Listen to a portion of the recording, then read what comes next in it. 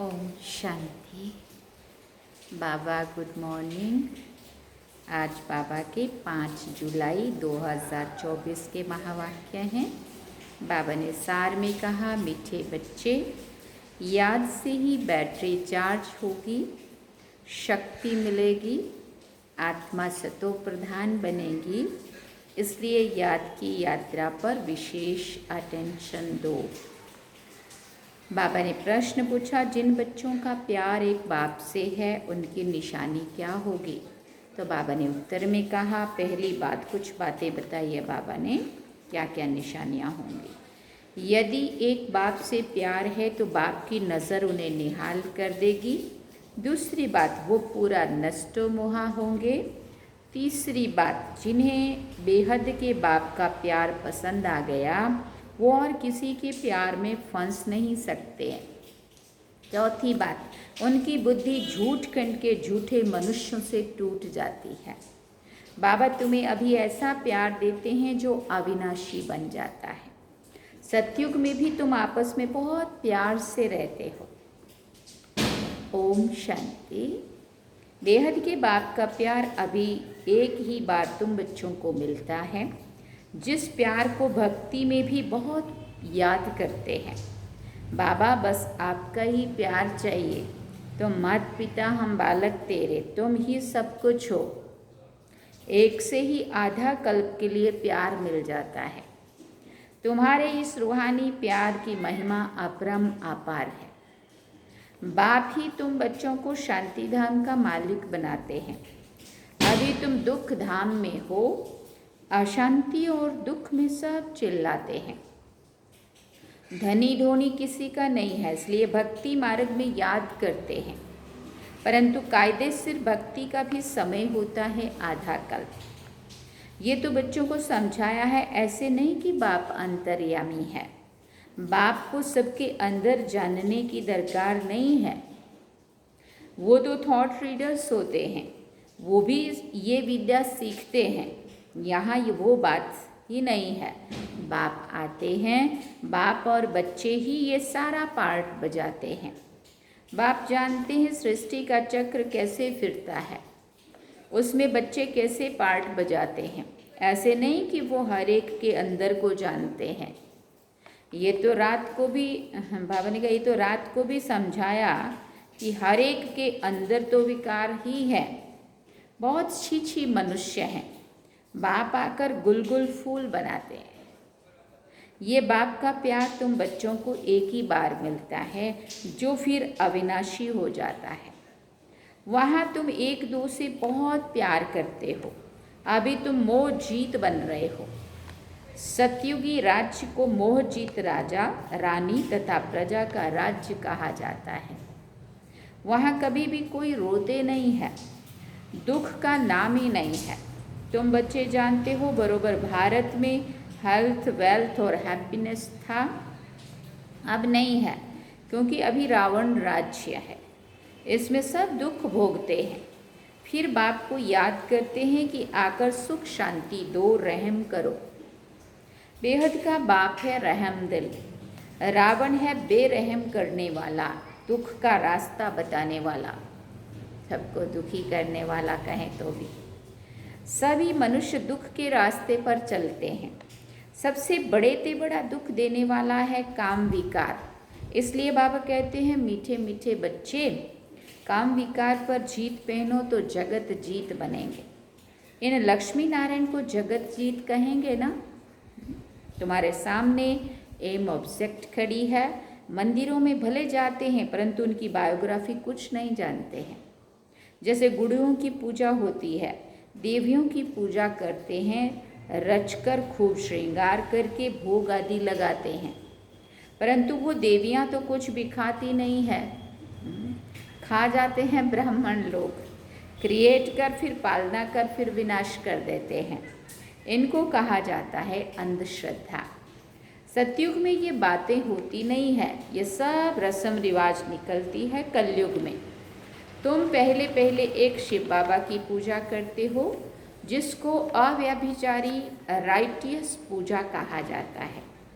फिर होती है व्यभिचारी पूजा, मतलब अनेकों की पूजा करने लग जाते हैं। बाबा अक्षर कहने से ही परिवार की खुशबू आ जाती है। तुम भी कहते हो ना, तुम माता पिता हम बालक तेरे।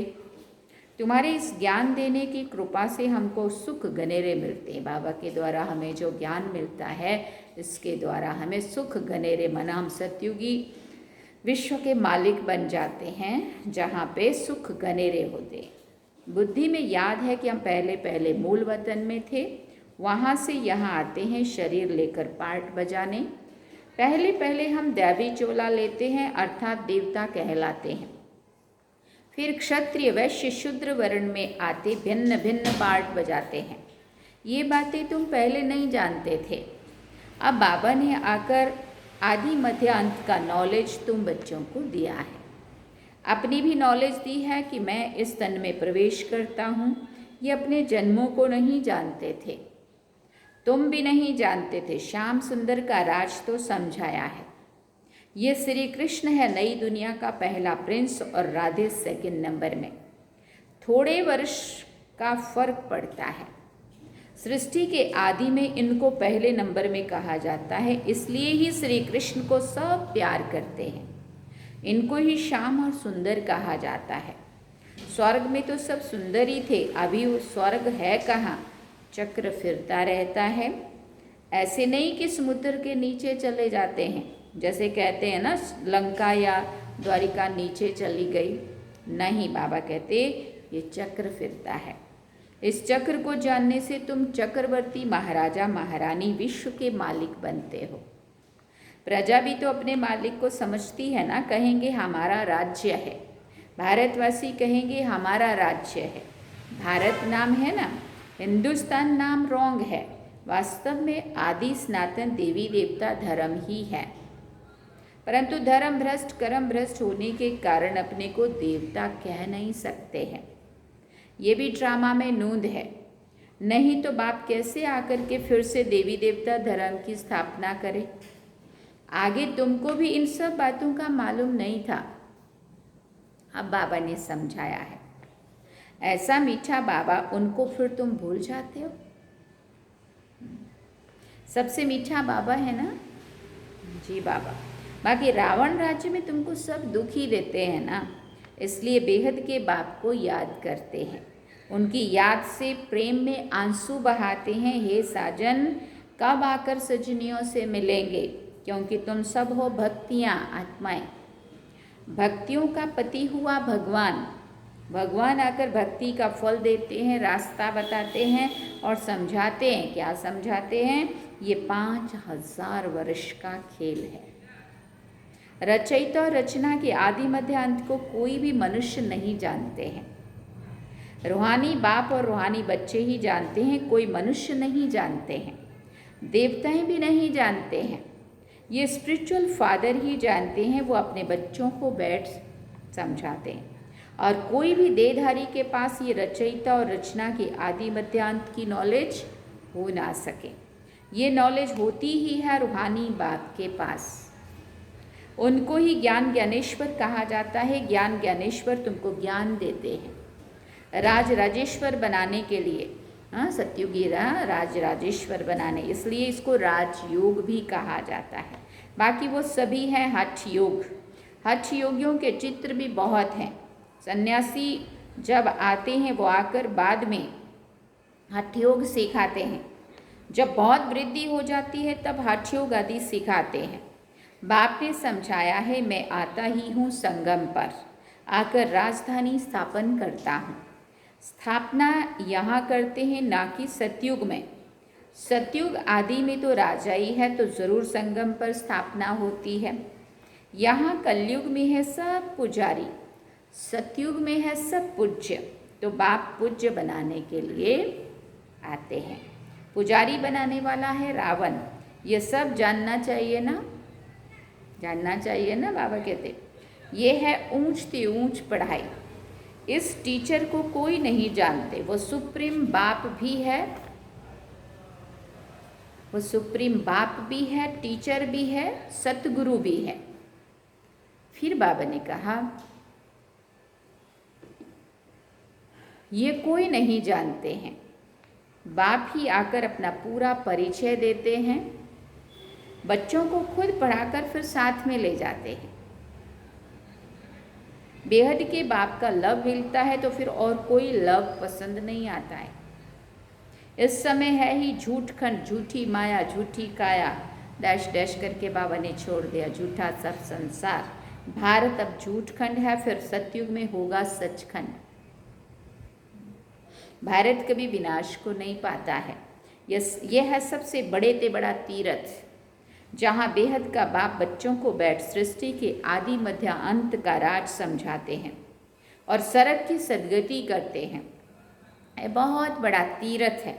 भारत की महिमा अपरम अपार है, परंतु ये भी तुम बच्चे समझ सकते हो, भारत है वंडर ऑफ वर्ल्ड। वो है माया के 7 वंडर्स, ईश्वर का वंडर एक ही है, बाप एक, उनका वंडरफुल स्वर्ग भी एक।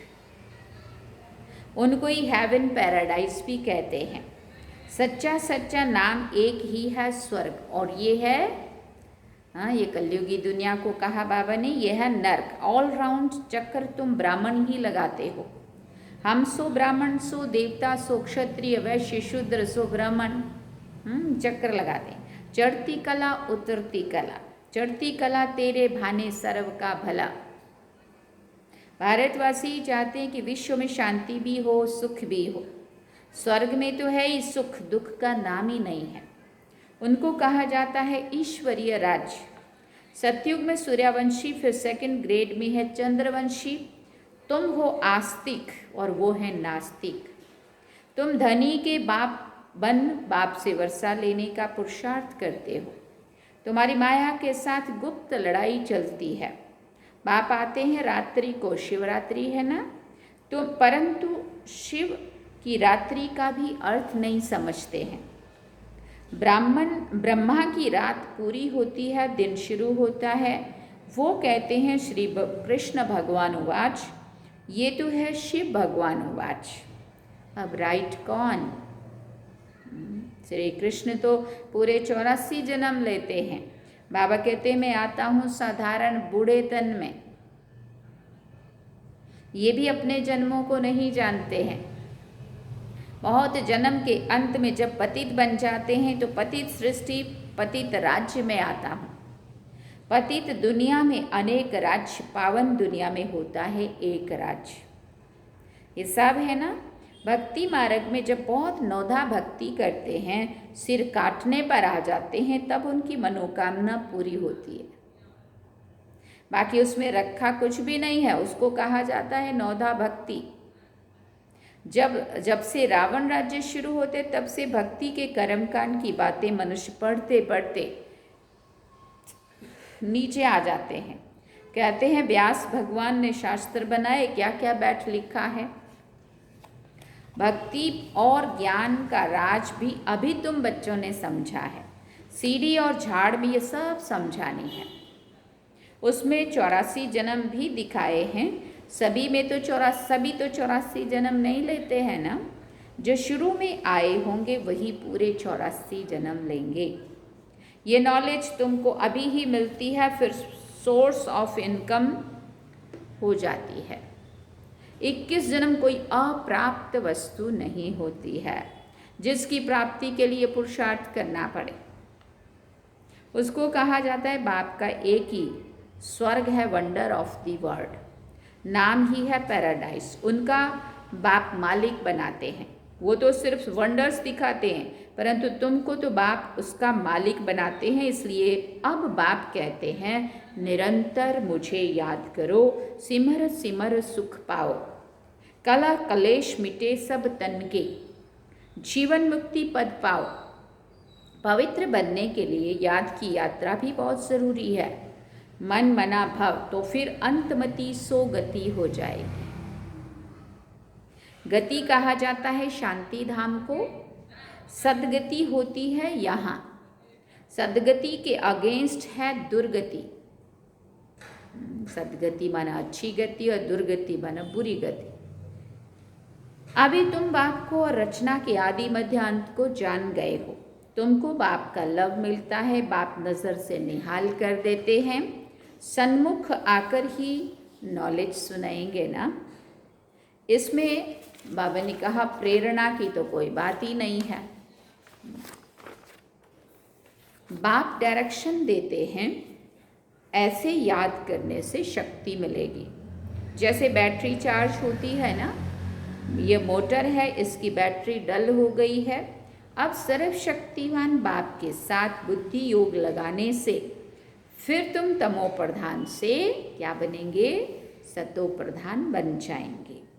बैटरी चार्ज हो जाएगी।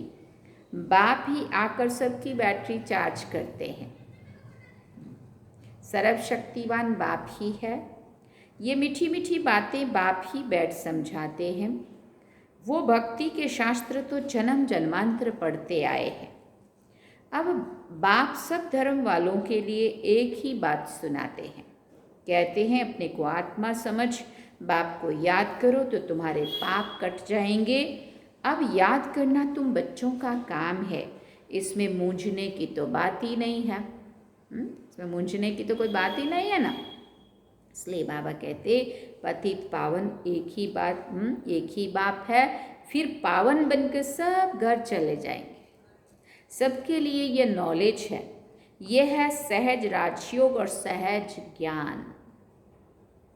अच्छा, इतना कह के फिर बाबा ने कहा अच्छा, मीठे मीठे सिकिल दे बच्चों प्रति माता पिता बाप दादा का याद प्यार और गुड मॉर्निंग। रूहानी बाप की रूहानी बच्चों को नमस्ते। हम रूहानी बच्चों की रूहानी माता पिता बाप दादा को दिलवा चांद सिकवा प्रेम से याद प्यार, गुड मॉर्निंग, नमस्ते। थैंक यू बाबा, शुक्रिया बाबा। अब धारणा के लिए मुख्य सार है। पहला पॉइंट, सर्वशक्तिमान बाप से अपना बुद्धि योग लगाकर बैटरी चार्ज करनी है। आत्मा को सतो प्रधान बनाना है। याद की यात्रा में कभी भी मूंझना नहीं है। दूसरी बात, पढ़कर अपने ऊपर आपे ही कृपा करनी है। हाँ, बाबा तो आकर के हमारे पे कृपा कर रहा है ना, जो पढ़ाई पढ़ा रहा है वो उसकी कृपा है। बाकी पढ़ना तो हमें अपने आप से है। अगर हम पढ़ेंगे तो हम अपने पे आपे ही कृपा करनी है। बाबा ने जो कृपा करनी थी बाबा ने कर दी है कि आके ज्ञान सुना रहे हैं, सदगति कर रहे हैं। पढ़ाई पढ़कर अपने ऊपर आपे ही कृपा करनी है। बाप समान प्यार का सागर बनना है। जैसे बाप का प्यार अविनाशी है, ऐसे सबसे अविनाशी सच्चा प्यार रखना है। मोह जीत बनना है। वरदान में बाबा ने कहा, महसूसता की शक्ति द्वारा मीठे अनुभव करने वाले सदा शक्तिशाली आत्मा भव। महसूसता की शक्ति द्वारा मीठे अनुभव करने वाले सदा शक्तिशाली आत्मा भव। ये महसूसता की शक्ति बहुत मीठे अनुभव कराती है। कभी अपने को बाप के नूरे रत्न आत्मा अर्थात नैनों में समाई हुई श्रेष्ठ बिंदु महसूस करो। कभी मस्तक पर चमकने वाली मस्तक मणि, कभी अपने को ब्रह्मा बाप के सहयोगी राइट हैंड ब्रह्मा की भुजाएं महसूस करो। कभी अव्यक्त फरिश्ता स्वरूप महसूस करो। इस महसूसता की शक्ति को बढ़ाओ तो शक्तिशाली बन जाएंगे। फिर छोटा सा दाग भी स्पष्ट दिखाई देगा और उसे परिवर्तन कर लेंगे। बहुत बड़ी बात है, सोचना इसके बारे में। महसूसता की शक्ति कितनी बड़ी चीज़ है। ये महसूसता की शक्ति बहुत मीठे अनुभव कराती है। कभी अपने को बाप के नूरे रत्नात्मा अर्थात नैनों में समाई हुई श्रेष्ठ बिंदु महसूस करो। कभी मस्तक पर चमकने वाली मस्तक मणि, कभी अपने को ब्रह्मा बाप के सहयोगी राइट हैंड ब्रह्मा की भुजाएं महसूस करो। कभी अव्यक्त फरिश्ता स्वरूप महसूस करो। क्या क्या महसूस करना है, अंदर से रियलाइज करना है, वो चीज़ बाबा समझा रहे। इस महसूसता की शक्ति को बढ़ाओ तो शक्तिशाली बन जाएंगे। फिर छोटा सा दाग भी स्पष्ट दिखाई देगा और उसे परिवर्तन कर लेंगे। स्लोगन में बाबा ने कहा, सर्व के दिल की दुआएं लेते चलो तो आपका पुरुषार्थ सहज हो जाएगा। सर्व के दिल की दुआएं लेते चलो तो आपका पुरुषार्थ सहज हो जाएगा। अच्छा, ओम शांति। सार में बाबा ने कहा, मीठे बच्चे, याद से ही बैटरी चार्ज होगी, शक्ति मिलेगी, आत्मा सतो प्रधान बनेगी। इसलिए याद की यात्रा पर विशेष अटेंशन दो। तो ये थे बाबा के आज के महावाक्य जो हम सभी ने सुने। अब हम चलते हैं बाबा की याद में। चलिए।